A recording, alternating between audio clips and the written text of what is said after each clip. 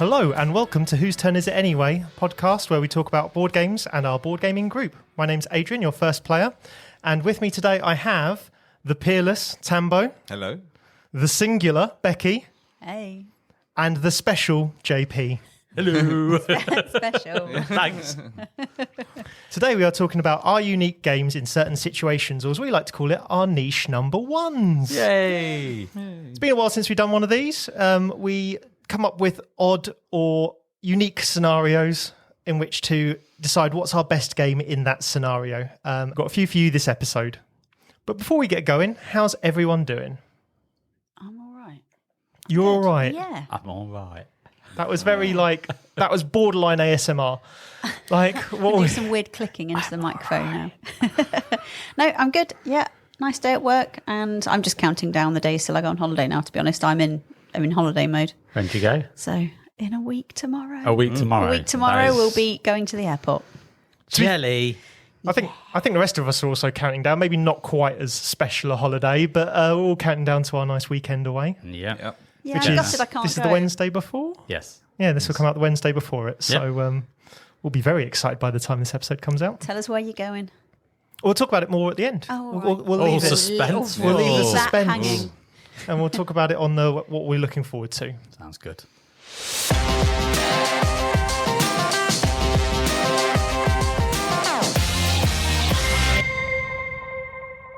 So this is the part where we talk about you and me and all the good things and the bad things that have been as we talk about Hex. Yeah. Yeah. I missed it. So, Becky, what have you been up to? So I finally played a new game. Hooray! Hey, Becky's played something else. Yay! It's not an expansion. It's not an expansion. It's a whole new game, a whole new world. I played the other day with JP and Tambo and my good husband, Taverns of Tiefenthal. Tiefenthal. Yeah. I don't know. Taverns of Tiefenthal. Yeah. We'll accept all of the above. Yeah, played that and really enjoyed it. Really, really enjoyed it. So for anyone who hasn't played, it's basically a game where you are the owner, I guess, of a tavern and you are trying to brew beer and make money to lure people into your tavern. Sounds seedy, isn't it? When you lure people in. Lure But it's people what in. you're doing. You're seating them at the tables and you're serving them beer. And you do that by rolling dice, and only certain numbers can go in certain places. So you kind of have to do like a draft mechanic of deciding, well, I want a number 5 for that, and I don't reckon they're going to pick that, so maybe they'll give me a 1. So yeah, you're just kind of deciding where you put your very few, to be honest, dice. And there are ways of being able to roll more dice by having barkeepers? Waitresses. Yeah. And little pot washers means you can alter the number on your dice. So yeah, it's just about judicious use of dice, but it's good, really fun, nice artwork. Kind of put me in mind of Uwe Rosenberg, maybe just because of the artwork. I don't know that the gameplay is necessarily similar, but it was fun. I enjoyed it. But there's the thing, because we played with all of the base games modules and one of the Open Doors expansions modules, right? Yeah. Okay. Because T did a me, really. He said, right, it's your first game. Throw it all in. Because you can just play the base game, which is quite light to medium if you just play the base. And the clever thing, actually, I found with that game, because I've got it for Christmas as well, for the kids and me. And Yeah, don't lie. It's not for your children. I've only played base, no modules thrown in with them, because, I'm nice. And but wait till next year. Yeah, and it's still fun, and it teaches them the kind of core mechanics. But I forgot how well the modules are integrated into that game. And the fact you can put them in and put them out, and it still works. Like little puzzle pieces, aren't they? So that you can interchange stuff and turn things over when you upgrade certain things. Schnapps.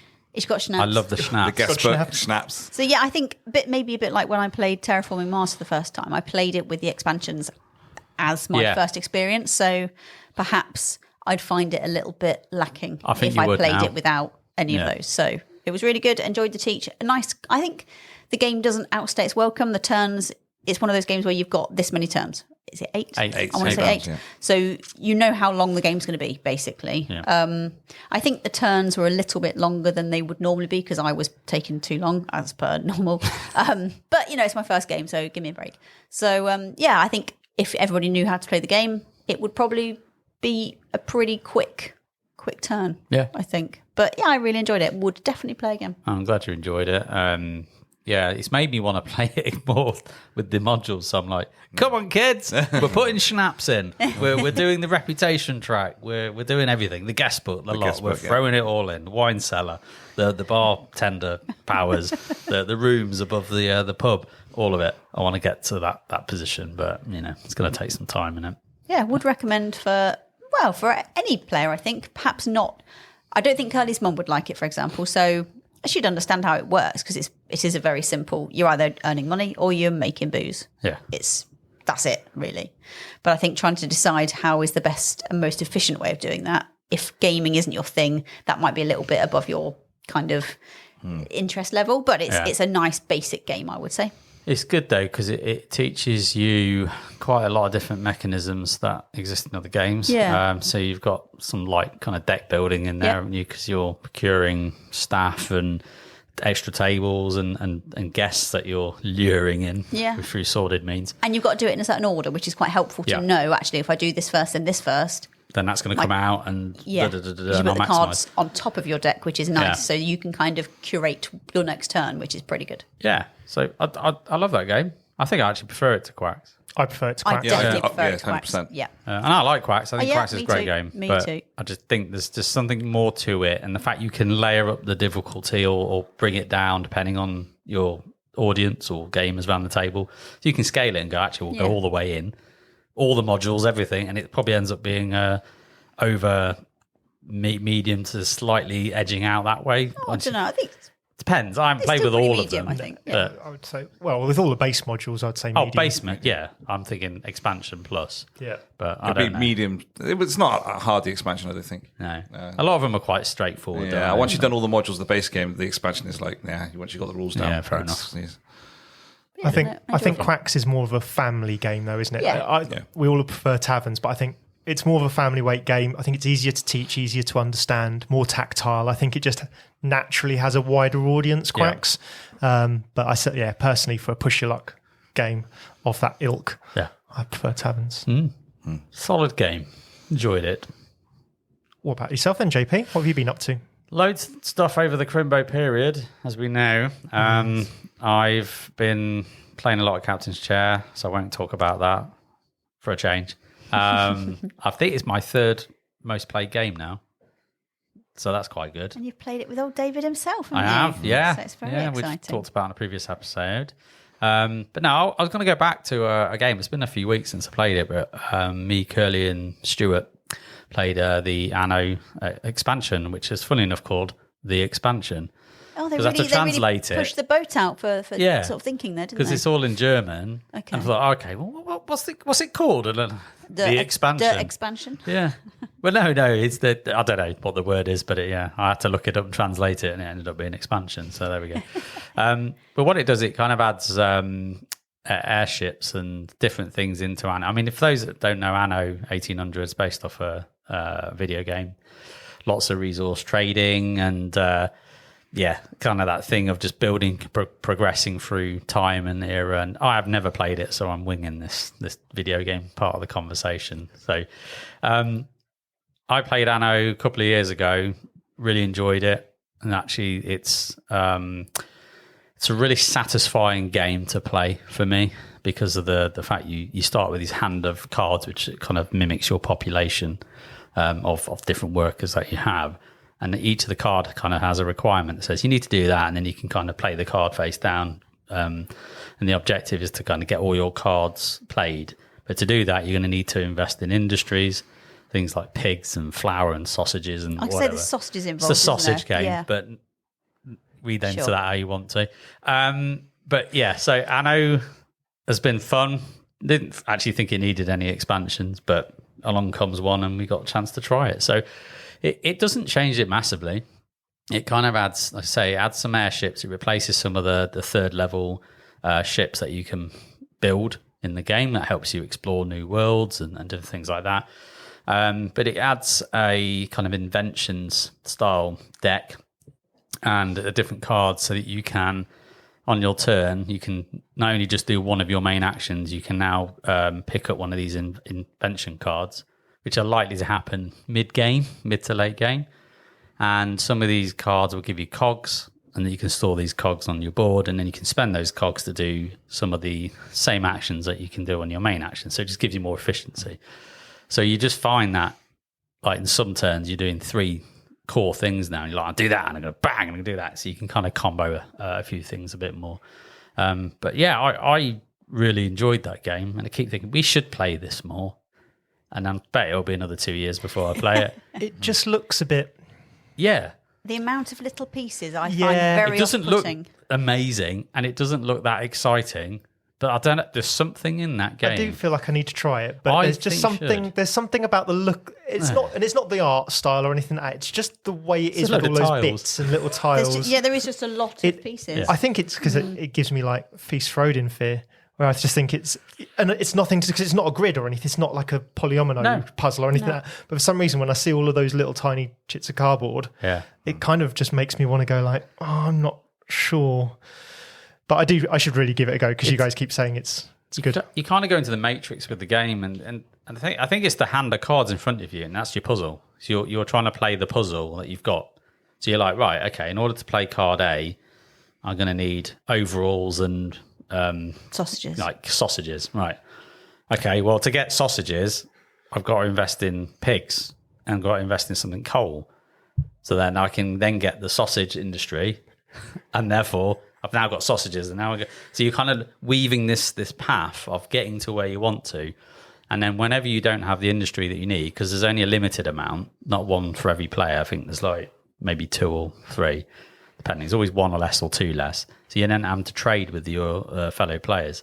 So you end up buying, their kind of resources off them, and they get gold as like compensation. And gold's great because you can start spending it on different things as well.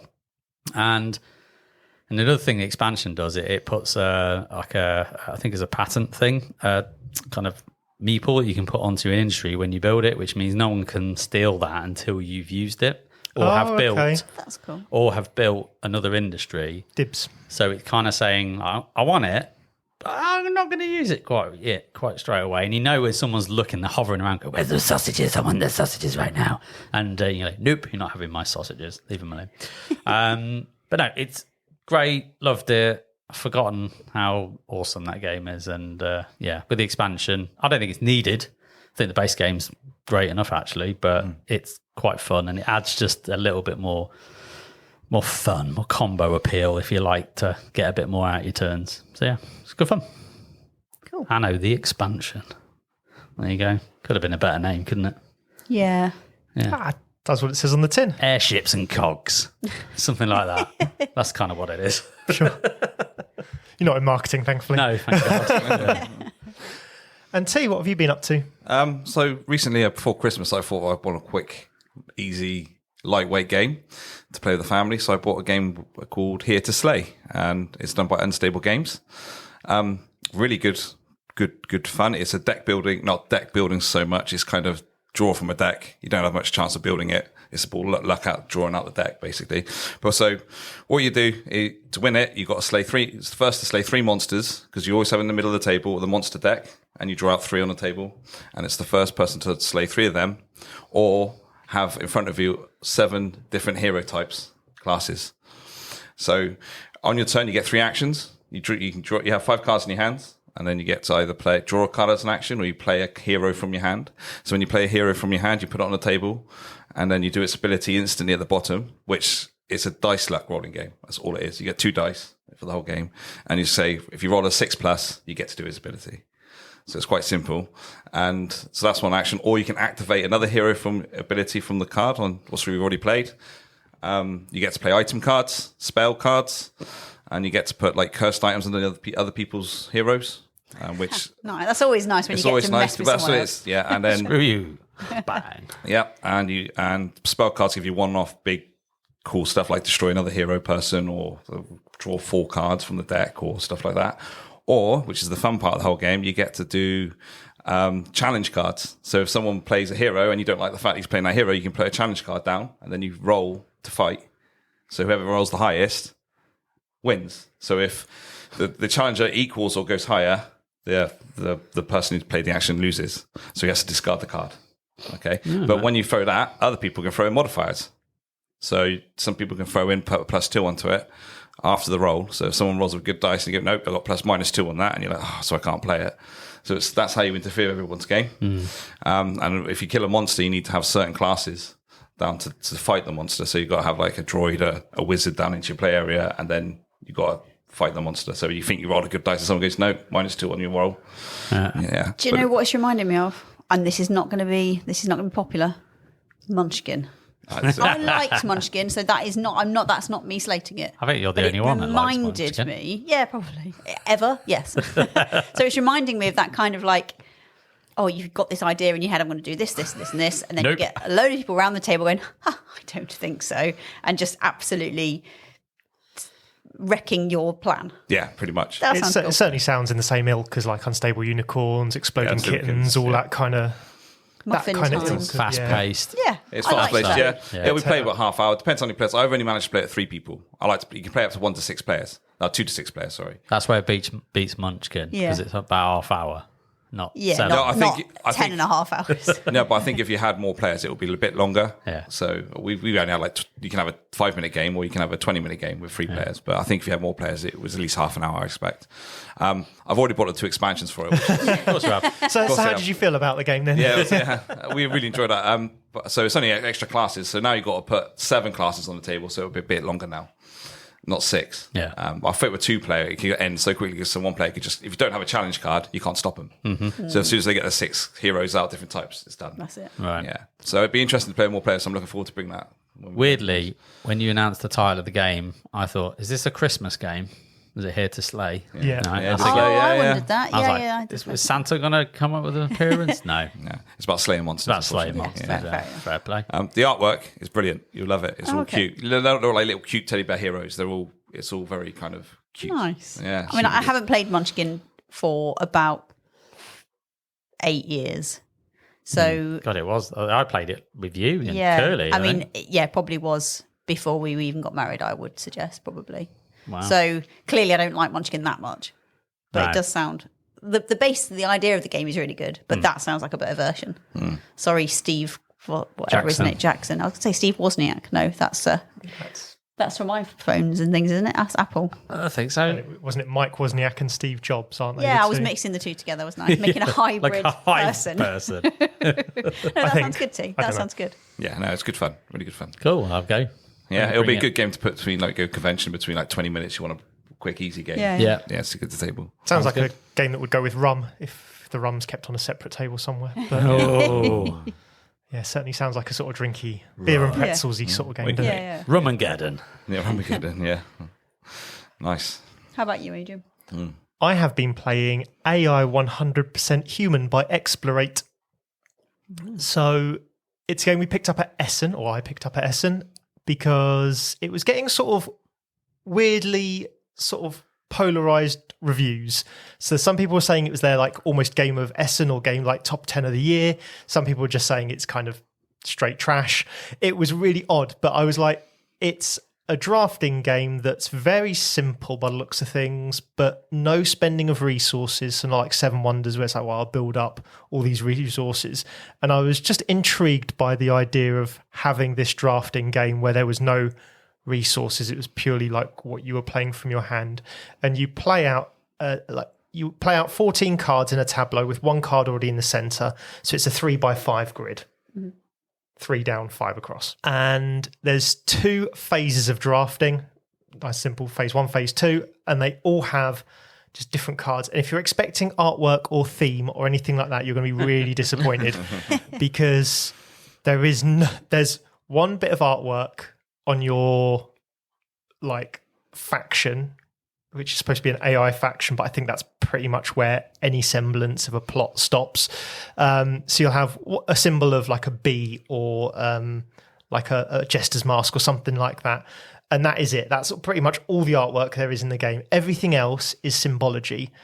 And there's a lot of symbology. So I'll get into how you play it, and then you'll start and understand why there needs to be so much symbology. But it's a bad and a good thing, I think. You have a reserve, so you'll always have 3 cards in your reserve, and you choose to play one after drafting. So it's normal rules, you draft round take one into your hand. Normally when you draft, you then play that straight away, or it goes into a construction zone or something like that. This goes into your reserve. You then pass the group the sort of stack around, your hand of drafting cards around, and then you'll play one of the three. So it allows you to kind of build up towards like the big combos at the end of each phase, because you can have one right at the start and you'll just hold on to it until it's worth points, like lots of points. You'll do that all the way through till you've drafted 7 cards, and then you move on to phase 2 and do exactly the same. And there's some end goals which will say have combos of this, that, or the other that you score at the end of phase 1 and at the end of sort of phase 2 of the game. What you're then doing is, as you place it down, it's a bit like Earth or anything like that, where you're playing it orthogonally adjacent, or one of the player powers is you can play diagonally adjacent as well to a card you've already played. So you're kind of building it out. And all of these symbols will eventually mean something to you, but at the start it's just an overwhelming mass of random symbols. But what it will say is, if you have, so every card has a number and a colour, and then how it scores or what it does. And one card might say, if you have, you'll score 3 victory points for every red card adjacent to each other in adjacent spaces to this, or 2 cards that are the same number or different numbers that are vertically adjacent on this column that you've placed it in. And then it might say you can have 3 points for each yellow card in your neighbour's tableau, or you can have 1 card for each green in your own tableau. But because there's orthogonally adjacent, like vertically adjacent, horizontally adjacent, diagonally adjacent in this row, in all your rows, in all your columns, in your neighbour's columns, adjacent to this card, in your tableau, there's a symbol for every single one of those things. Oh my God. Then there's a symbol for colours or numbers being equal to or not equal to. Oh my God. And then there's, so symbols for numbers, symbols for colours, equal, like that they're the same, that they're different. So there's, no kidding, there's 3 sort of regular playing card things that you put next to your board, which is your cheat sheet, which tells you which every single one of these things means.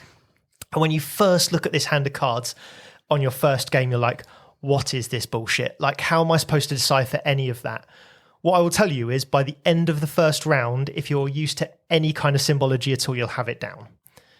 But I think it's a big barrier to entry. And I think this is why it's getting such polarized reviews, is the game itself, I think, is exceptionally strong, because you'll play your first card down and it'll be like, well, it's 1 for every red in this tableau. Well, it counts itself, so there's 1 point. All right, I gain 1 point.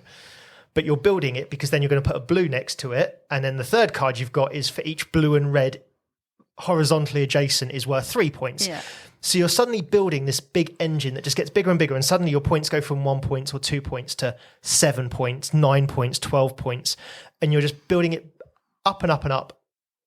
But the barrier to entry is you must kind of understand all the symbols from the start of the game, or learn them very quickly.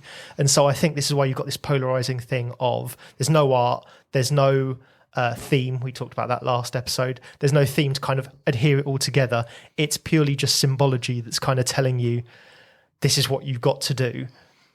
And there's so much of it for a good reason, because it allows you to, without words, say, so in a language-free environment, it allows you to say exactly what all of these things do. And there's a few that are really like, I think I know what this means, but what could it actually mean? And there is rule books that tell you, it's got a little number on it, you can read it, but I think I had to look at that rule book once after I understood all the symbology. Oh, that's so good. Real simple stuff on that point. Like, it all does make sense once you've got the symbology down. But the puzzle itself is really good, because you're like, well, I could play this now and it'll be worth 2 points. But I reckon with what I've seen being drafted, I reckon I could get 7 points for that later on, or 8 points for that. I'll hold on to it. I'll put down this one, which might be worth 4 points later on, but it's only worth 1 point now. But that's the better trade. And there's no building of engines in that sense. You're just building a scoring point engine rather than like a resource engine or stuff like that. And the tableau is not satisfying to look at. It's not like an Earth or a Wingspan or anything where you like, look at my lovely collection of pretty pictures. It's not. It's just all symbols. So it's not pretty to look at the end, but I found the puzzle really satisfying. I think if you're an abstract gamer person who wants a drafting game, because there's not, you've got like Azel and that, which is drafting from tiles, but there's not really card drafting that's that abstract, I suppose.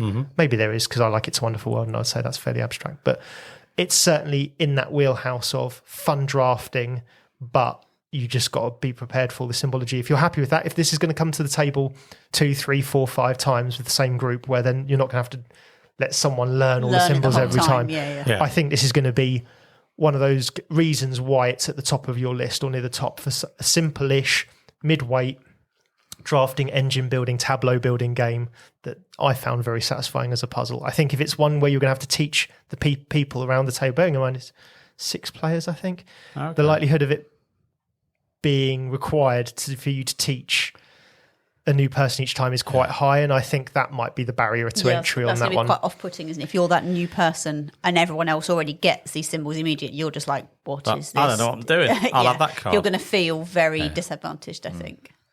But it sounds good. What's it called? AI? AI 100% human. Why is it called that?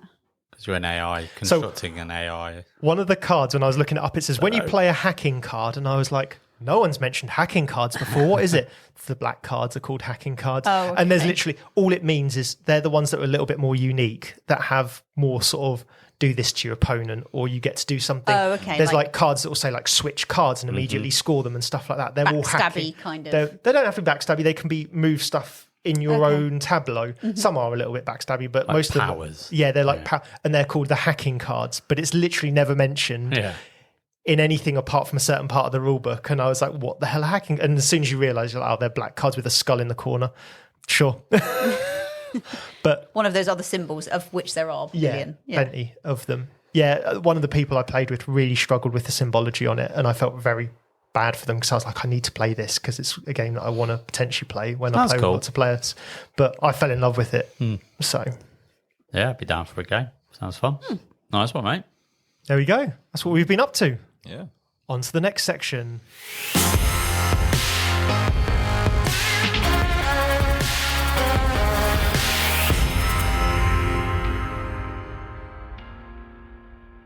So let's move on to our main section, which is niche number 1's.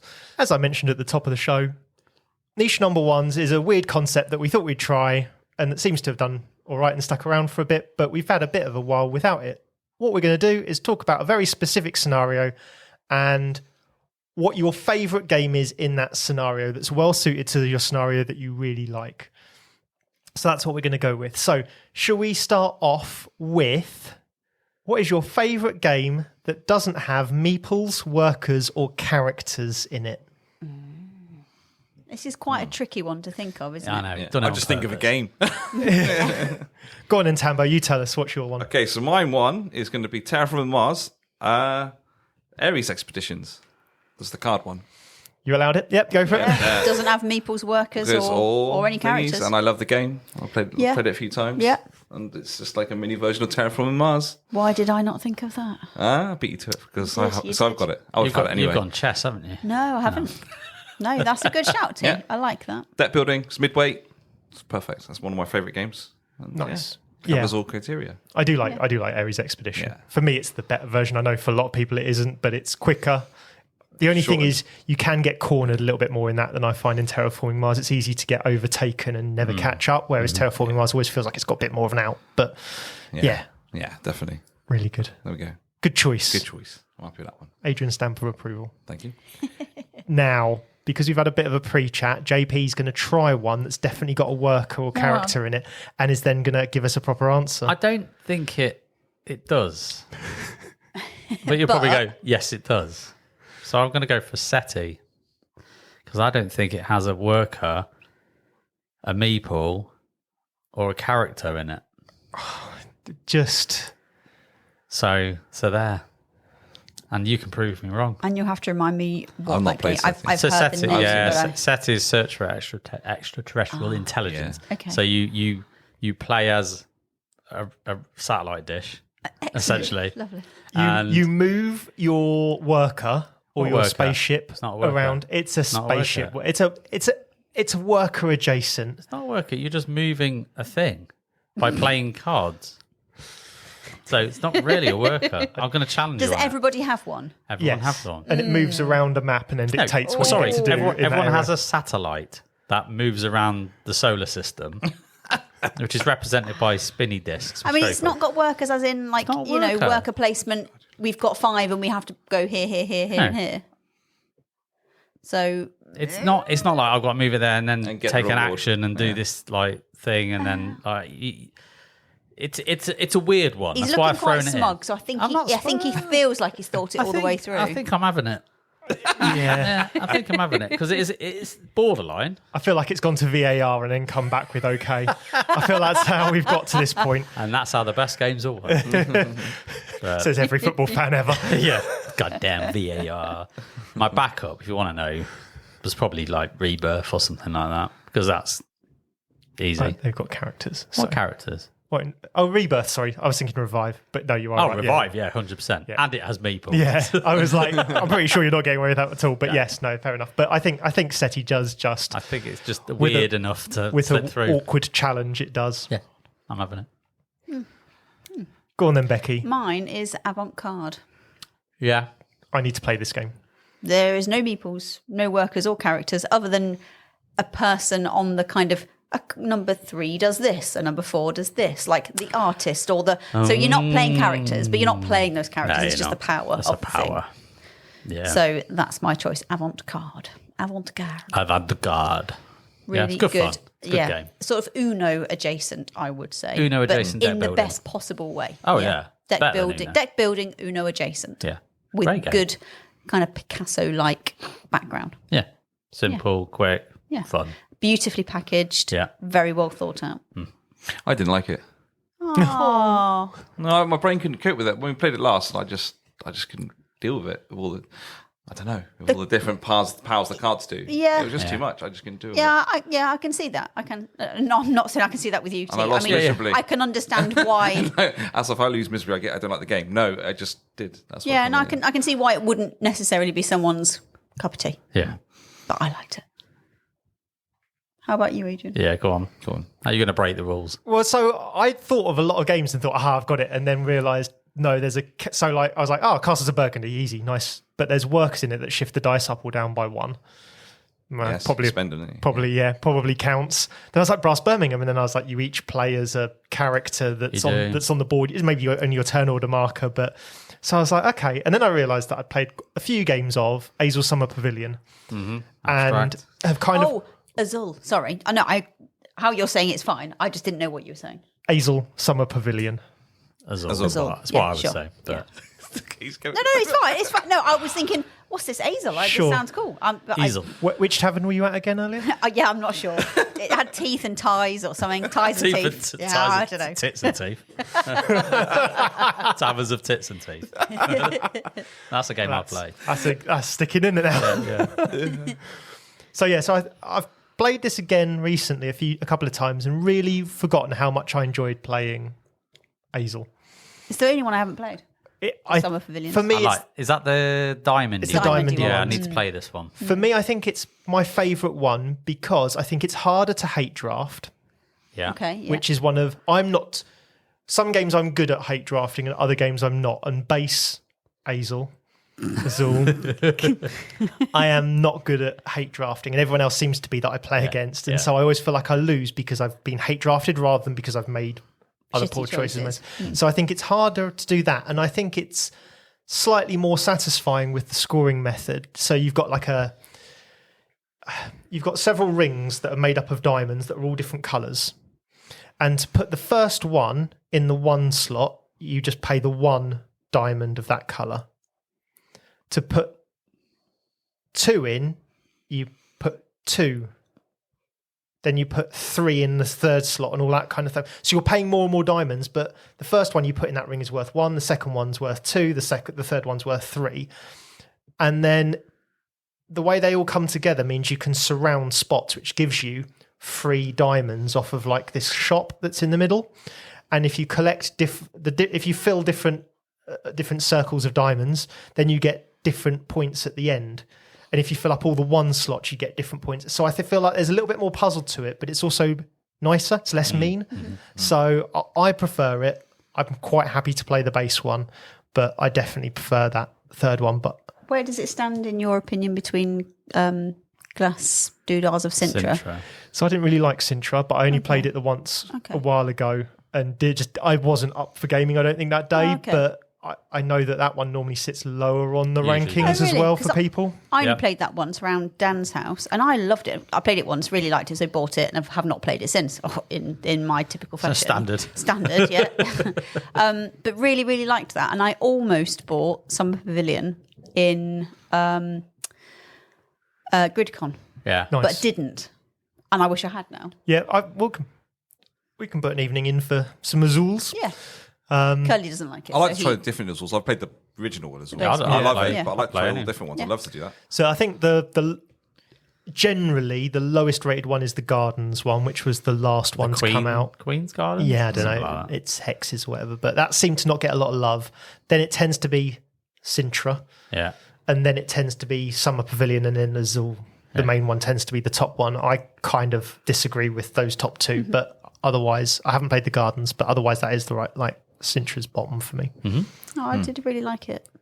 Stained glass of Sintra. That's Yeah. it. And the pieces are like little glittery. They're little Glittery foxes. things. You Yeah, just- foxes Foxes Glacier. glacier mints with glitter in it. What's not You to just got like? excited by the glitter, Yeah, didn't you? yeah. And I don't think it's a bad game. I just don't think it's Yeah, fair enough. good. I That's cannot remember how to play it. It would be, if I played it now, it would be as if I had never played because it's been that long. But I did really like it. All right. Brill. So we've covered that topic. Let's go on to the next one. So, games that you think deserve a reprint. Your niche number one, your favourite game that you think deserves a reprint. So I've got an easy one for that. I played it for the first time, and it was from our illustrious friend of the podcast, Stu Enu, and he introduced me to Discworld Ankh-Morpork. And I've always been a massive, massive Terry Pratchett fan and loved that game, and it is really good. Yes, it is quite basic, and I think it's an old game and it shows, I guess. But as a fan of the characters and the world in the Discworld, it's just really lovely to see those things sort of brought into a game. And Yeah. you can't get any more. Therefore, it's £1 million, and people are, rightly very protective of it. But I think it's good enough that it deserves a reprint, and I think the fandom is strong enough that it would, kind of carry a reprint, I think. Yeah. Oh, see, I thought you'd gone for the igloo one. You shake. I forgot about Igloo Pop. Igloo Pop. Oh my God. No, Becky's choice. Do you want to just answer Becky's questions He for should her? have done. He should have. Of course, the answer's Igloo Pop. Sorry, Terry Pratchett. You're on your out. bike. You're on. You're gone. Igloo Pop, of course. Although, and I still haven't done it yet. I will. I will do it. 3D print. I will 3D print it. I will. I know I will, because I've got plans of making like a cool docking charging station from next to my bed, which is going to have my like MagSafe charging Nice. thing, and so I'm going to do that. I am going to do that. Last time I saw you thinking about Igloo Pop or doing anything, you was on your phone in a CAD design, Yeah, I've done it. which was at the last year's Devon board game It weekend. wasn't even on your phone. You had your As in- laptop out, didn't you? As in, not No, the one that iPad. was in whatever October. It was the one Yeah, that it was was the in one before. like Feb. Yeah. I do have it, so it's in potential, like all my Yeah. good ideas. Yeah, it's there.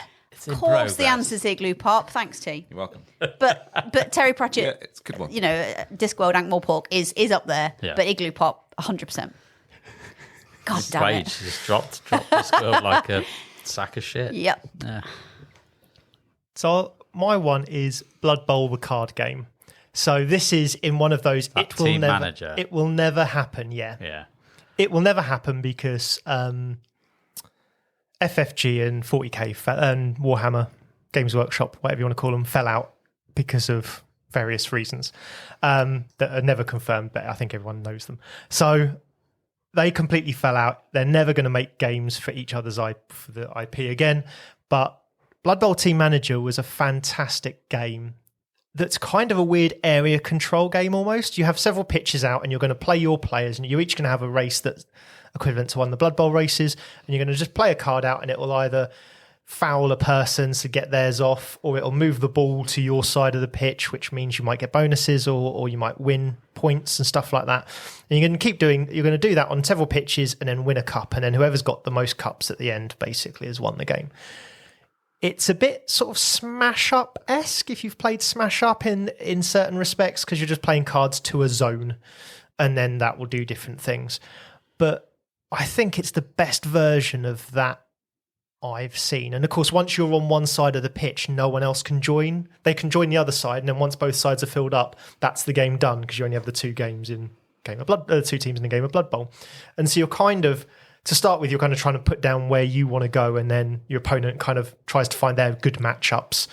And you just keep playing cards until you're kind of done. It's just so good. It's really hard to put in. I find it hard to put into words how good it is at doing the smash up kind of thing.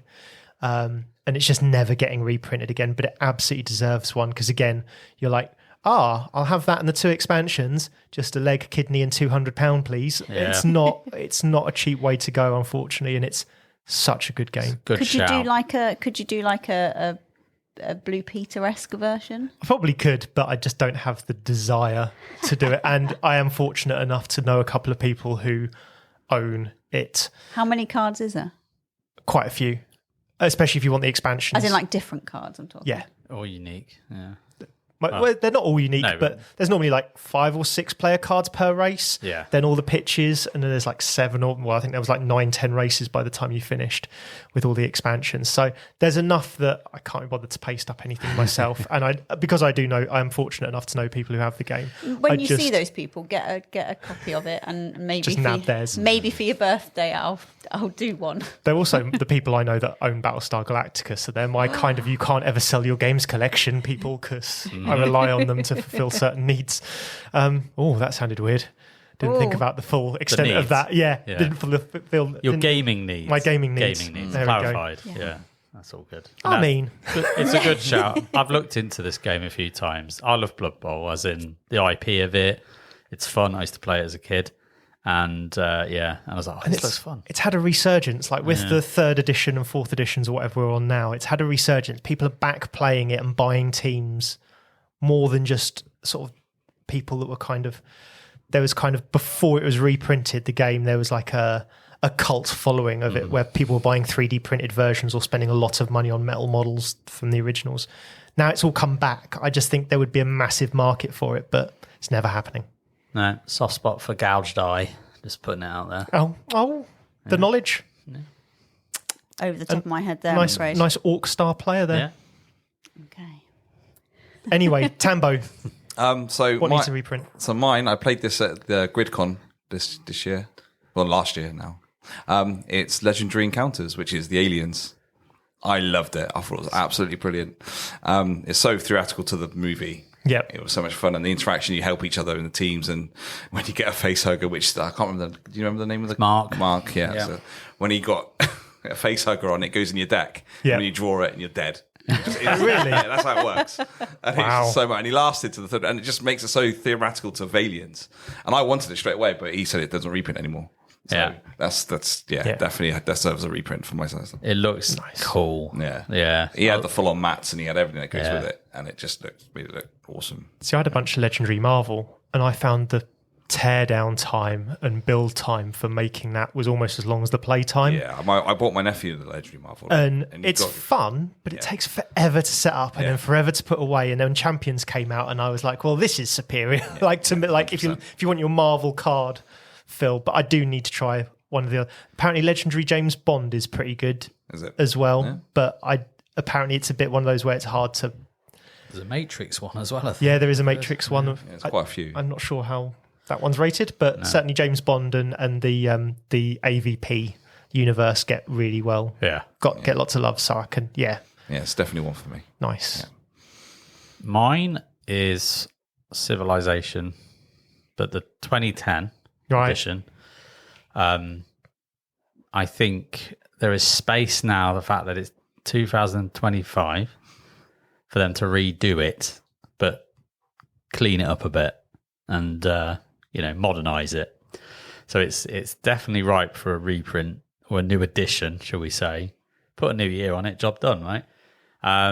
Because I love Civ 2010. I quite enjoy New Dawn, but it is more abstracted and is quicker. But Civ 2010 gives you a proper Civilization feel, but it's fiddly as hell, as we know. Lots of tokens, lots of things going on in there. There is a load of bloody tokens. But the way it works, and yeah, I just think it's ripe for something. There is a space in the board gaming industry for a new Civ game, I think. 'Cause it's been a while. Even New Dawn's I can't remember when it came out, but probably 8 years ago. Maybe, yeah, probably is about 8 years now, something like that. So I'm going Civ because I like it and I miss it, even though Curly's got it. Yeah, well, I say we've got that, I think. But it's, it's a bit of a monster to get to the table. It's the thought of it. And knowing Curly like I do, he was like, should we play Civ? And he'd be like, yeah. Or we could play this other game. Yeah, I've got to set it up though, and it's like all the little chits and tokens. There's so much of it because he's got both expansions, and that's the other reason. Like, just do a deluxe box with it all in, modernize the crap out of it, put 2025 on, job done. Boom. Well, before I cancelled my Temu app and deleted it. Was it on there? Well, the reason I went on Temu again in the first place was to buy more little plastic Petri dishes, like the ones what we use, the ones that we've used for loads of stuff. And I thought, they do have a habit of breaking when people are messing around with them. So I thought I'll just get some more. I'll buy 400. Well, I bought I think a set of might have been 20 or 40. Only it turns out I didn't really read the description. This is typical Temu. They're actually about as big as a small medal, I would say. Oh God! So they're really useless. So they're like I don't know, 5 centimeters diameter, and it's like shit. That was not what I wanted. So maybe if there's about 1,000 different pieces, but there's not very many of each one. But there's 5 of them. Yeah. So maybe I could pre-sort Civ into tiny little Petri dishes. And that would save on the organising. You might be able to do it with some of the tokens, but maybe not all. No. Yeah. There we go. Nice. On to the next one. So the next one is your favourite game that you're glad you don't own. So I'm going to go first on this one because it's a game that no one listening to this podcast will have ever heard of. It's Too Many Bones. You've copied mine. Mine's the same. Yeah. Well, mine's Too Many Bones. Yep. It's too big. It's too expensive, and it wouldn't get to the table enough if I owned it. Yep. But it's a great game. But I love it as a game. And we're really glad that JP owns every little thing they've ever made ever. And it's been over a year since I've played it, so JP needs to get another game up of it so I can play. Agreed. So that was mine. I did think of Too Many Bones, but I didn't have that one. But I thought someone would say that because of the expense of it, and someone's got it's great, right? Yeah, but yeah. Go on then, Tambo. What's yours? Mine is similar, very with the same reasons as Eclipse. Yeah. Okay. Yeah. Good choice. Good choice. I've come so close to buying that game, but I would not get to the table enough if it fit my family or anything like that. So I'm so glad someone else owns it, and I love playing it. Yeah. Yeah. And JP's got the expansions for it now as well, which makes it even better. You can always rely on JP when you get Yeah, in a you game. can. Yeah, you can. Yeah. This is why JP's clearly struggling. You can see it on his face. He doesn't have a game he doesn't own. Because he owns all the big expensive board games that we all want to play. So what is yours then, JP? I don't have one. I'm honestly, I'm thinking. I see it. I want it. I'll buy it. Civilization. There you go. I did have that. I just looked at it. I can't talk about Civ again. But yeah, I generally don't have one because I'm a nightmare. But yeah, there's gonna be one. I'm gonna have a little think. But go on to you, Bex. Mine was Too Many Bones. Yeah. Crap. Mine was Too Many Bones because only crazy people would own all of that. It's true. It's true. I mean, there are games that I don't own that I enjoy playing, but I tend to be. If I really enjoy it, I'll just get it. Yeah, me too. Because me too. I like to be able to play it on my terms. Absolutely. When I want to play it and I feel like I want to play it, I want to have it. Adrian's like, and you can borrow it whenever you like. It's like, that's really kind of you. Yeah. Thank you so much. But I want to own it. Exactly. If I want to play it at 2:00 in the morning on a Monday, I don't want to have to ring you up and wake you up. Yeah, you're not getting keys to me else. So you can break in. I'll go Civ, stock answer. Nice. So you just can't have Civ now for the rest of this episode on your answers, all right? No, if I keep saying that again, I don't think I've got it for anymore. I think we're safe. So then, we'll start with JP this time. What is your favourite game that isn't very replayable? Civ. No. My favourite game that isn't very replayable is the Cantaloupe books. Nice. Because I've literally just got book 3 for Christmas. And I can't wait to just sit and play it on a nice Sunday afternoon when basically no one will bother me and I can just get on with it. So Cantaloupe, if you don't know what it is, it's like a point and click adventure, but done in a book fashion. So if you like Monkey Island or you like Day of the Tentacle, those kind of old LucasArts point and click games, it's just like that. How do you solve this puzzle where you just put this fish finger in this porridge and then magically a griffin arrives and then you can use that to get to the top of the mountain? Exactly. Sorry, what? So in book 1, there was a thing around a condom and something else that you had to kind of mix together to unblock a toilet. I don't know, but it's a proper... Unblock a toilet? I can't remember, but I remember a condom being involved. He's trying desperately not to spoil it for everyone. Yeah, I don't think I have, but you kind of move around locations, which are pages in the book, and certain locations you can't go to until you've unlocked certain ways in. And it's just got a really clever way of interacting with it, with matching cards and codes. And you have one of those red see-through things. Which like a decoder thing. Decoder, yeah. And you can kind of hide text until you want to read it, and you interact with characters. That sounds great. It's a great solo kind of Sunday afternoon. I just fancy doing something analog. Yeah. But yeah, and it gives you that 90s vibe late 80s vibe of just point and click adventures, and it's fun. I think I might have to buy that. I think you'd enjoy it. Sounds great. If you like Monkey Island, and it's got that weird humour. Yeah. And it's really well done. So yeah, I'd say that, because once you played it, you've played it and you've kind of done with it. So I think I've probably got book 1, or maybe Rob's got book 1, so you can borrow it. Oh, thanks. Yeah, definitely got book 2 in there, but I wouldn't start there for obvious reasons, because it's a trilogy, it's a story. Okay. Yeah. And it's a book. It's a book. So Done by Lookout Games. Okay. You can buy it, yeah. Cool. Cantaloupe. That's me. So, Becky, we're going on to you now to stop you shopping and buying this game. On Temu. It's not on Temu. I'm not buying out Temu. My choice is, and I'm going to get the death stare from T, so I'm not going to look at him while I'm saying this. It's Mansions of Madness. Ooh. Which I know people might be like, what nonsense are you talking? There's about 1,000 different scenarios and all that stuff, which, there is. But can you really play them a second time without knowing kind of how it works? Can you really? And I absolutely would. No, and I think you're right. You've got to it. give yourself time between. My brain's crap for remembering free. Me too, mate. So, I mean, I can watch a film, and if I don't see it twice, I could literally see it again, I don't know, 6 weeks later, and be like, what, who's that? What's going on here? And Curly would be like, you've just, what? But yeah, it just deletes out my short-term memory, so it's fine.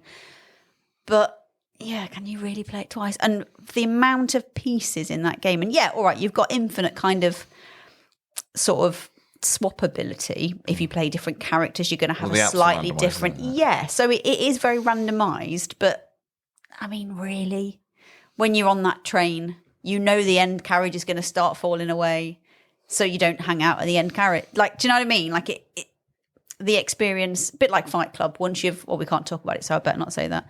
But yeah, if you've played it once, you can't do it again, can you? Or you Once can. you know the secret, you know the secret. Good. No, that's No, it. it's not. Yeah. So that's my unfavourable. Yeah. Although I love it and I will never sell it. So I'm talking out of my arse. Obviously, it is replayable. I will never sell it, but you're never going to get that same first feeling as you would a second time. Makes sense. You can definitely overplay a scenario. Yeah. Yeah, 100%. Oh, Cantaloupe, $11.99. Bargain. It's the best $11.99 you'll spend. Well, you could buy 400 petri dishes on Temu for $11.99. Well, you could, but they'll all be bloody small and useless. I stand by my statement. The one I'm going to go with is a game that I've not actually finished yet, which is Pandemic Legacy Season 0. It's a legacy game, makes it difficult to not impossible to replay, but it spoils all of the surprises. I've finished Season 1. I wouldn't choose to play that again. I had a thoroughly great time with Season 1. I'm really loving Season 0. If not for the fact that you get a little passport with all your little aliases on, and you get to dress them up. You get these little stickers that you put their hair on, you put the scarf on and their glasses, and you give them a name, and then you go to the, like, it'll be like, you unlock another alias. Oh, Yeah. Put the next set of glasses on, or the hair, or the whatever. I absolutely love it, and I've talked enough about Pandemic over the episodes to know that I really enjoy Pandemic generally as a game. So yeah, that's my one favourite. But you can replay it, and I've heard of people playing through season 1, 3, and 4 times. I just think it, a bit like the Mansions of Madness thing, it loses something every time you play it, because there are certain boxes you might never open. I remember Risk Legacy had a very specific, if this happens, then open it, and you can go the entire campaign without opening it. So I'm guessing there's something like that in season 0 as well, but you just wouldn't get the same experience. You'd know what you need to do for the next month, roughly, even if you can't remember exactly every month what happens, you'd remember a little bit of it. T, what's your favourite game that's not very replayable? I think my favourite game that I won't ever replay will be Gloomhaven, the Jaws of Lion expansion one. I love that because it was so small on the book. Yeah. But there's only 4 characters. I know you could go back and play a different character, but I think, again, I won't. I've done it now, and I haven't opened it since. And I think once you've done the story, and it's not that many different directions you go in Jaws of Lion either. So it's not like Gloomhaven you can choose, or even Frosthaven, you can go all different ways. But this one is quite one diagonally. So it's like, once you've done it, it's done. Nice. Yeah, I think that's my... But I really enjoyed it. I loved playing it. But I haven't got it again, and I'm not interested, to be honest. I kind of can't blame you. That's okay, isn't it? I think anything with a story or unlockables tends to be like that. I think that's kind of what we've... Yeah. So, shall we talk about our favourite game that we prefer to play at a convention? Becky. So I don't know that I always tend to play it at a convention, and this is what Curly pointed out to me. It's Septima. I've played that more out than I have in. And I think it's because I really like introducing other people to it, because I think it's maybe because I'm just so proud of myself that I'm playing a big boy game, and I want to kind of get others to join that, even if they're not sort of maybe massive gamers. And I think it's a really nice board, and I think it's complex enough that it challenges people a bit, but it's not too much. And I just really like it. And I don't know. I'm not saying it's specifically good for a convention because it's too big for a start. Really, for a convention, like it's a big old chunk of a box. But I don't know. There's something that's quite, I just like playing at a convention, and I can't really put my finger on why. Nice. That's fair enough. It's the right answer for you. Yeah. Nice. My one, I think, is going to be Marvel United. I love playing Marvel United. I've played it a lot at home as well, but I've started getting to a point where I almost don't play it at home anymore. I play it at conventions or at game nights or stuff like that, because there's a few reasons. It's too light a game to make an evening of, really, and you can kind of use it as a filler game, but it's not like an evening game where you'd play it all evening, I don't think. So, which makes it perfect for conventions, right? Because you spend a whole day gaming, and then near the end you're like, let's play something light. I've got enough. I don't have all of the characters because that'd be crazy. I say that loads of people will have, but I love putting the characters out and everyone getting to pick their favourite Marvel hero, because they're all like, I'm having Wolverine, or I'm having Captain America or whatever. And the game is just asymmetric enough for the character choice to make a difference, but not so asymmetric that you're going to have to teach them any extra rules than you do the other players. So it's nice and easy to teach. It fills a small gap in time, and I just love seeing what everyone picks as their hero. And you'll have the discussion over which villain are we playing against. And again, that makes me chuckle, because depending upon which people's sort of comic books or movies or TV shows they like, they'll always fight to face the villain that they like their heroes facing, sort of thing. So I enjoy all of it for that.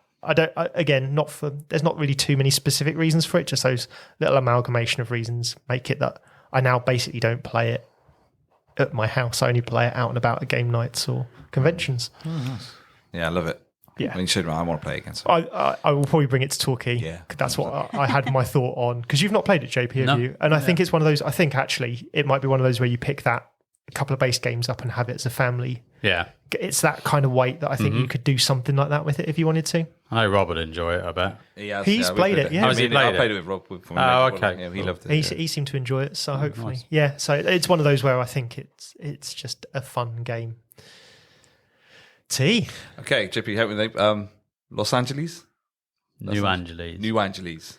Bastard, he's stolen mine. Ah, Shall we go together? yeah, that's Right. fine. New Absolutely. Angeles. It's just the whole bringing, was it 6 players? 6 players. 6 players bringing together and just having negotiation fun, right? That's all it is. It's bantering, Yeah. slagging, like getting allies and not getting allies, and then Yeah, the hidden dirtiness in it. It's just Hidden dirtiness. Yeah, Oh. and it's just great to get different people to play. Oh, you know what? Yeah, I think we're on the same wavelength, T, because, I mean, New Angeles is set in the Android Netrunner universe. So it's FFG's Netrunner, tacky, new future, cyberpunky bullshit.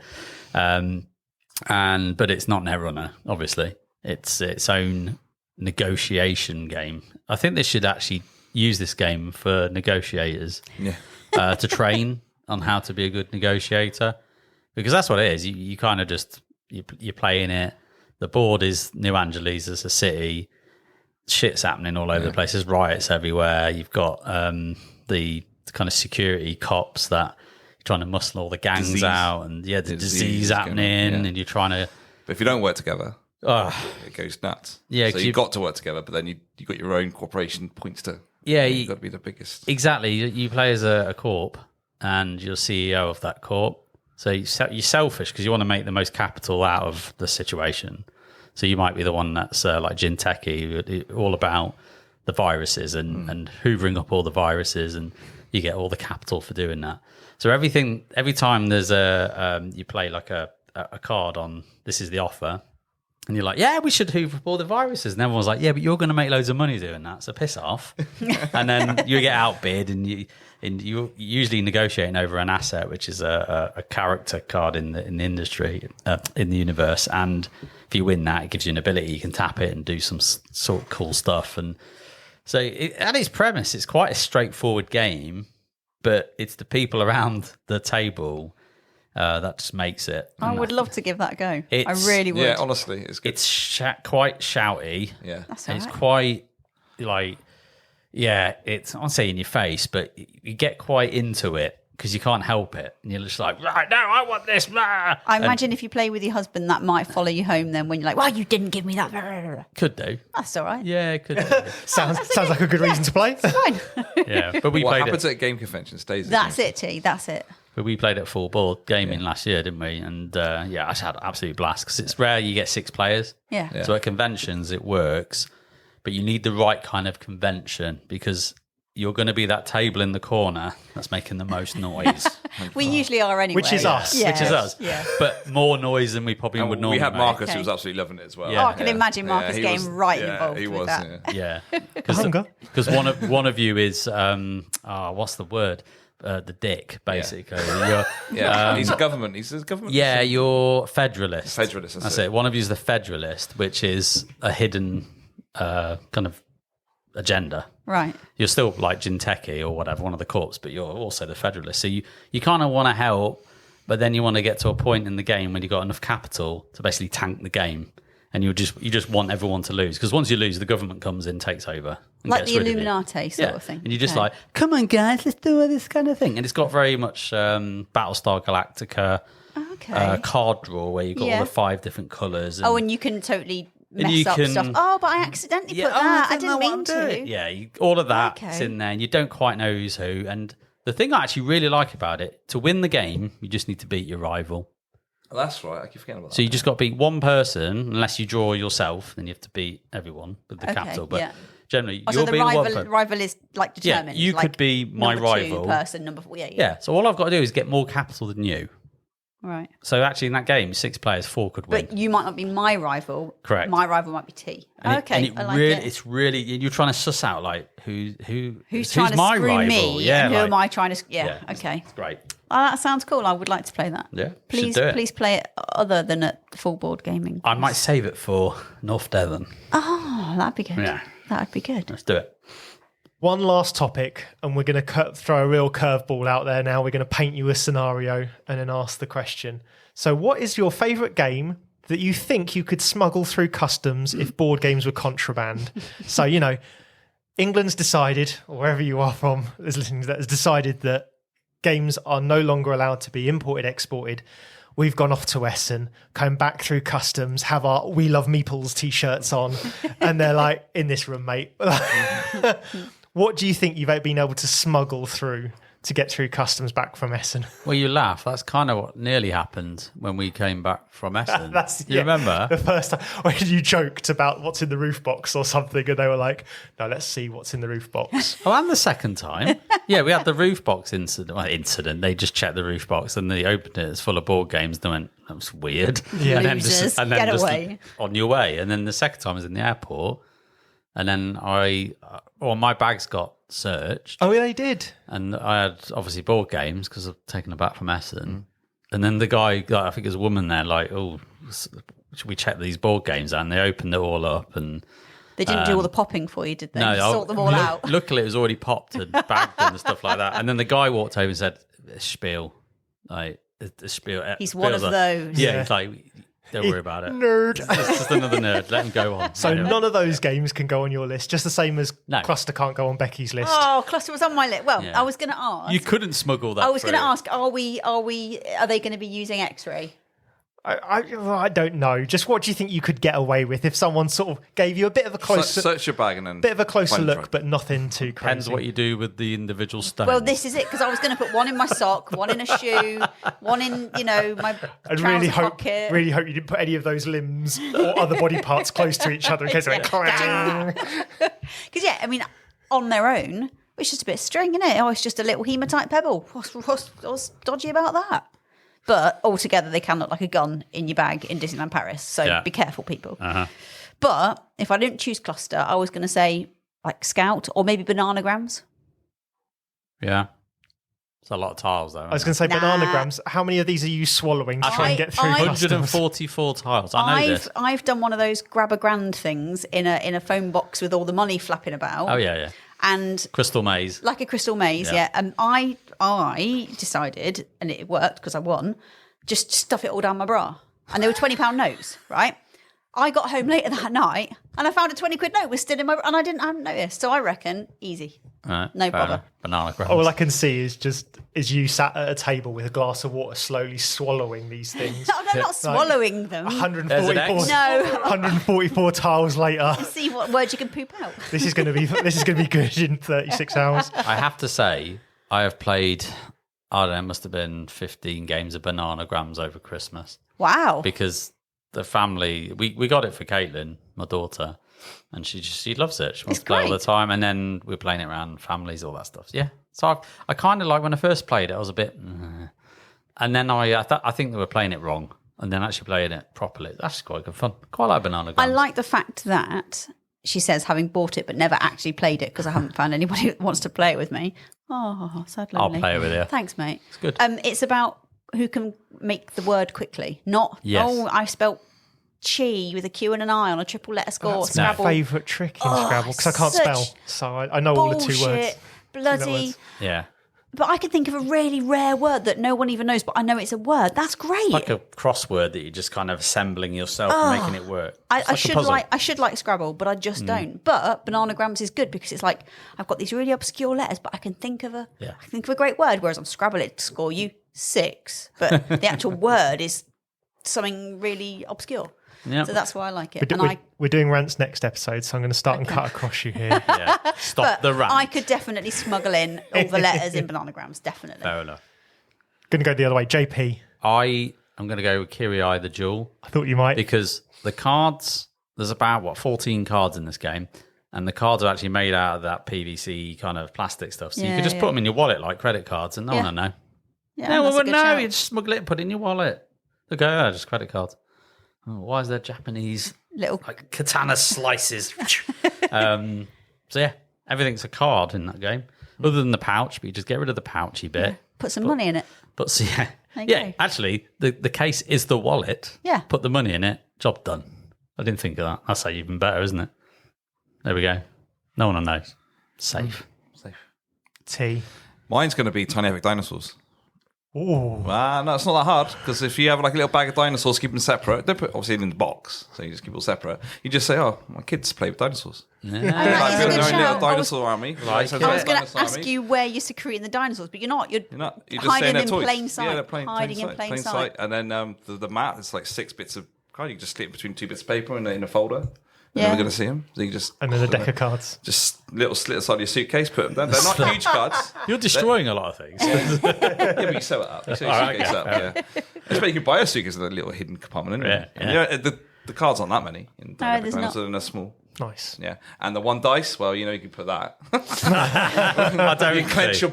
Clench. Just keep them clenched. So one single dice. And that's Tiny Epic Dinosaurs Don't sit smuggled. down too quickly. Like, what's that smell? It might not be a green dice anymore. Nice. What about you, mate? What are you smuggling? Kind of a similar thought process to JP. It's Sprawlopolis. Yeah. So it's a button shy game, and button shy games come in these little plastic wallets. Oh, the ones in the little... Yeah.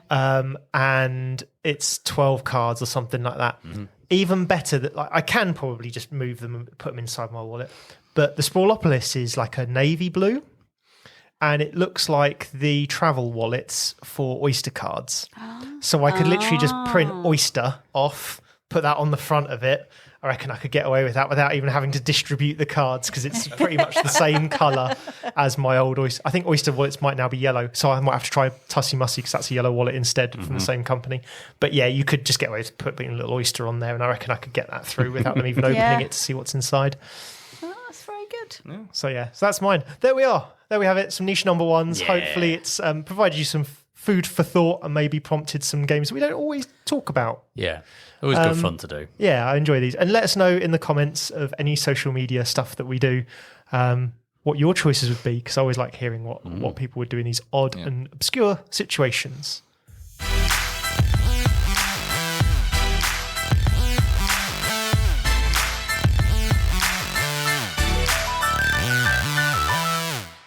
So we're on to our new segment that we've been trialling out, which is Receive, Sleeve or Leave. So in this, we're going to give you 3 board games. One of them, you're going to say, well, I probably wouldn't buy it for myself, but I wouldn't mind receiving it. Probably put it on the table a few times. Enjoy. You've got Sleeve, which is a game you enjoy so much that you probably need to protect it and cherish it, and therefore you might sleeve the cards. And Leave, which gets left on your shelf or on the store shelf, possibly. Or in the bin. Or in the bin, as I said last time. So having just talked about games that we might be able to smuggle through customs, got to keep that in now, JP. Can't cut that out. Continuity problems. That's fine. That's got to keep that one in anyway. Especially about Tambo's pooey dice.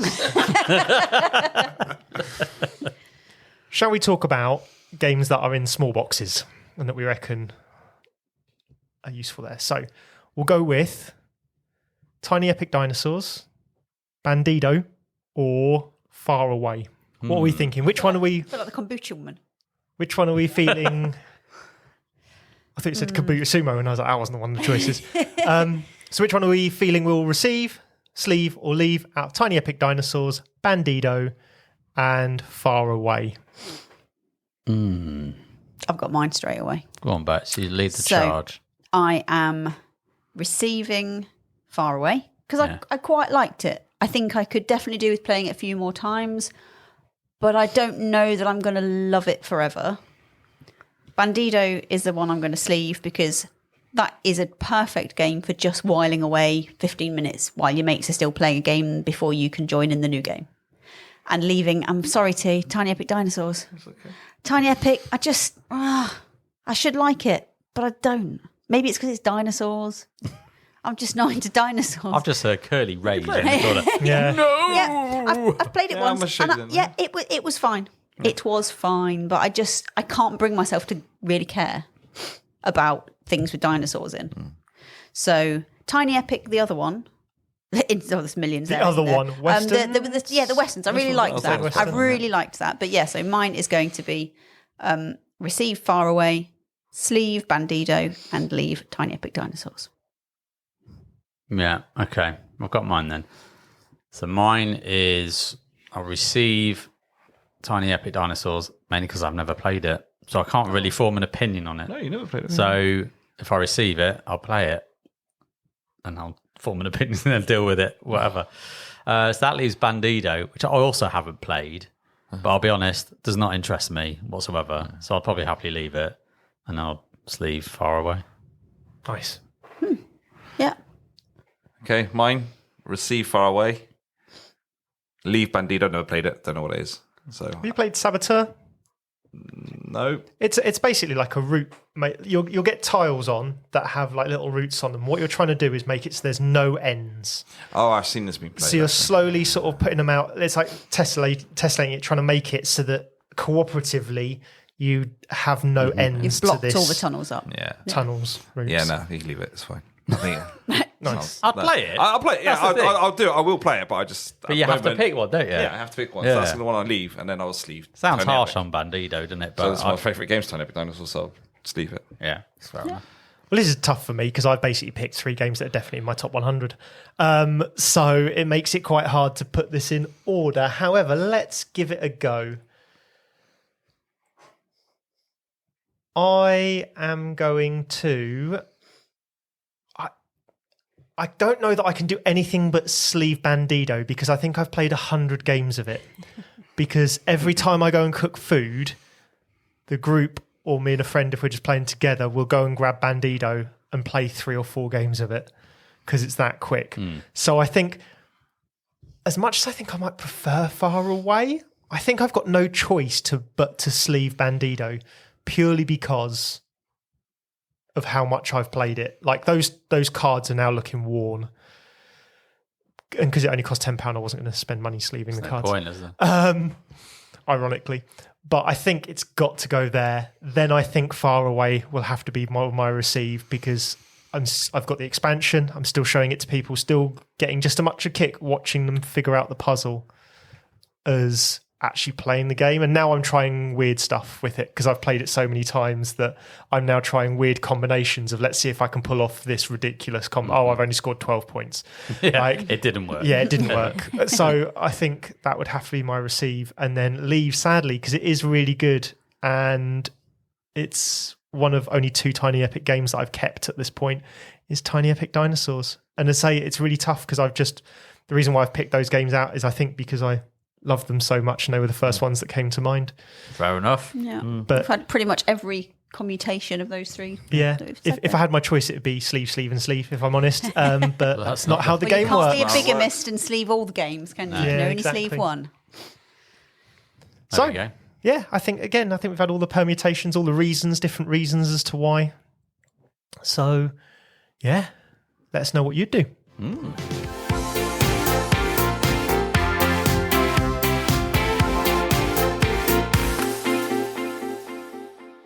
And moving on to our penultimate turn, what are we all looking forward to? So, Becky, what So- are you looking forward to? I mentioned in the last podcast that I was in that I'd put a game of Orleans. That's next week, isn't it? It's I'm looking next forward to week. that, Yeah. yeah. So Been wanting to play for I need ages. to hurry up and A, learn to play the game, B, actually get it out of the box. And yeah, Is it popped? I don't know, mate. I've It's never not, is opened it? it. I've never Don't opened know it. it isn't, I've 'cause never opened it. If you haven't done it, Curly's definitely Well, was not it a done new game? Did he buy it second hand? I don't think it's got a cover on it. That's a good It question. isn't in shrink, I it's not don't in shrink. believe. Definitely not a shrink. Maybe it was second hand then. Maybe. I don't know. But I've never lifted the lid. Oh, well. So I'm looking forward to playing that. Yeah. That'd be fun. It looks fun. Yeah. I'm intrigued Yeah. by it. Yeah. I like a good mid-weighty Euro. That's based in a city or town And in Curly's Europe. just going to call it Orleans all evening just to piss you off. Oh, is he playing, is he? I think so, yeah. Oh, okay. Yeah. No, he has to do it in the French pronunciation. I don't think you've got any chance No of that. chance. Just Once 'cause you he guys knows have it's played annoying. it, I need to give it a go myself. 100%. So that's what I'm looking forward to. Nice. I'll go next because the rest of us. So Becky's not joining us for full I'm board. not too sad, to be honest. I mean, I'm sad, but not. No, Yeah. because you're going on a nicer holiday. Yeah. It's not like you're working or No, something. if I was working, I'd be gutted. But I'm not. I'll be No. swanning about. Well, actually, I'll be hung over. Well, not hung over, but what's it called? Jet lagged to all hell. So I wish I wasn't. quite different. But you feel Similar kind side effects. yeah, Yeah. still kind of same. Still feel like shit. So yeah, but yeah, you're all going to. Full board gaming. Yeah. Second one. Second one down in Torquay. I got such bad FOMO last year. So last year I was one of the few of the group that didn't go because I was watching funds a little bit more closely than I think I will be this year, if I'm honest. So I absolutely had to book up this time. So I'm really looking forward to it. And I think the reason why I'm really looking forward to it is I'm not on a massive push at the moment to play endless amounts of board games. I'm enjoying my board gaming, but I'm not feeling that 24-hour grid conniness at the moment. And that's not this kind of event. There's a swimming pool, 10-pin bowling, sauna, food. Obviously, it's Torquay, so if you want to go for a walk, it's January, February. But if you want to go beach for a is walk, still there. Yeah, There's a seafront. There's a seafront. You can do all of that kind of stuff. So all of that is there. The bar's nearby. All of that stuff is there. And yet there's gaming available and plenty of people gaming. And it's 3 days, Friday, Saturday, Sunday. Yeah. I've also booked Sunday night so I can stay have until you? Monday. Yeah, Oh, nice. I was like, I don't fancy racing back on Sunday because it finishes at 3 or 4 or something on the Sunday, I think it was. No, I can't remember. But yeah, it we did usually last leave time. around that I time. thought it went to Monday, didn't it? It can if you pay for You can it. book. Yeah. So I've not. paid to stay overnight on the Sunday. So I'm just looking forward to it. It's a bit like I was talking. I think I talked about this on the podcast. One of the reasons why I really want to do the board game cruise that Dice Tower does is because it's kind of part holiday, part gaming experience. And that's really high on my bucket list. It's just so expensive from England on your own. So that's tough, but this one gives me similar vibes. It's part sort of weekend away, beach holiday-ish sort of thing during January, February, but it's part that, part gaming experience, and I'm just really looking forward to it. You guys went last year, right? Yes. Yeah. First, because it's its first ever convention as well. Yeah. It's Matt Prowse's convention. Yes. And so I thought he did a really good job. And like you're right, the vibe and the feeling of that convention is like most conventions feel different, don't they, to each other? But that one has a very different. It is a bit like you're on holiday. Yeah, it really because is. you're in a hotel. It's got the facilities. And they even got entertainment if you want. If you just want to go and pop downstairs and watch a singer, you can do that. Nice. If you really want to do that. Like, so All the food's amazing. the food's really Really good. nice. And it's buffet style, so you just help yourself. You go large at breakfast, go large at tea. You know, you probably you probably don't need a lunch, to be honest. No, you it probably carries don't. you through. We That's even got quite- bacon baps. We had Oh God, I forgot. That was amazing. They just went, bacon baps turned up. do you fancy a and sausage bacon baps. batter? They just came in with a tray. And What? Yeah, This was- evening. I About remember 11 you o'clock. mentioning this last time. I forgot happened. until you mentioned it. You're already stuffed because you're such a big dinner. Yeah, you're but like, I've eaten Yeah, five quarters. I better have, but I'll save it for later. But no, it's great fun and Really, It's actually a really nice good value outfit. for money Yeah, as well. is. What you it pay. is. Which It is, I remember we interviewed Matt. It feels like years ago. 2 Probably years was ago. years ago at this point. Yeah. But we interviewed it, and he was sort of talking about that sort of experience and trying to get value for money out of it. And yeah, it was hard to say no again this year after watching you guys have such a great time last year. It was great. And especially with Fox and Hounds, Yeah. which is another one that's in our diaries, being a bit further away this time because it's in Yeah, March correct, rather than in yeah. Feb. So it certainly felt more possible. Yeah, because last time was it like 2 weeks It was like 2-3 weeks something? apart, Yeah. wasn't it? It wasn't Yeah, very yeah. far apart. Yeah. So that's helped with that decision to book up. Yeah, can't wait. Yeah, would strongly recommend it. I'm quite sad we're not going to be there, But not too sad. but not sad enough to cancel the 2-week Disney holiday, 100%. But No, it's not worth no, that. but sorry, Matt. Sorry, I mean it's a good event, Yeah. Matt, but that does just trump it a little bit. But I am going to get FOMO. I am going to be looking at all your pictures and going, oh, wish we could be there. Yeah. But there we are. And we get to see our friends from the industry as well. Yeah. Different people are turning Yeah. up for that. So that's always good to catch up with different peeps. Yeah. Yeah. Liking it. What you got, T? I got Nemesis tomorrow with Curly and Chrissy, so it's going to be fun. And my nephew. Nice. Like a full house 5 of Nemesis, that's going to be fun. And yeah, and it's the fourth in that weekend, I think, mainly. Oh, and getting my new Tiny Epic Game of Thrones to the table at some point, which I will do. I will try it, but I was just looking forward to that. Yeah, I just had my delivery notification. I'm just intrigued because obviously it's got like a solo co-op mode and screw all your friends mode, like the big version.